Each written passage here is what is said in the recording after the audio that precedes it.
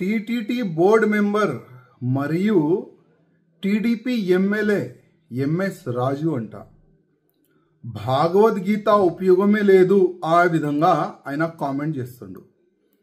నేను మా చంద్రబాబు నాయుడు గారికి ఒక రిక్వెస్ట్ చేయాలనుకుంటున్నాను. ఏ వ్యక్తికి ఏ రాజకీయ నేతలకి టీటీడీ బోర్డు మెంబర్ పెట్టొచ్చా ఒకసారి మీరు చూడాలి.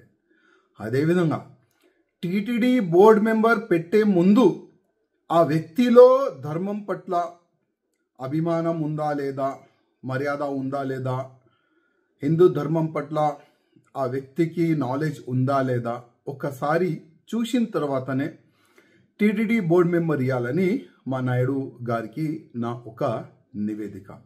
అదేవిధంగా ఇట్లాంటి బుద్ధి లేని వ్యక్తులు ఎమ్మెల్యేస్ ఇంకా ఎంతమంది టీడీపీలో ఉన్నారు, ఎమ్మెల్యేస్ కానీ ఎంపీస్ కానీ ఎమ్మెల్సీస్ కానీ మినిస్టర్ కానీ, దానిపైన కూడా ఒక మా నాయుడు గారు సర్వే చేసుకుంటే చాలా బాగుంటుందని నేను అనుకుంటున్నాను. ఎందుకంటే ఏది నోరుకు వస్తే అది మాట్లాడుతున్నారు మా ధర్మం పట్ల, మా భగవద్గీత పట్ల. అది చాలా తప్పు.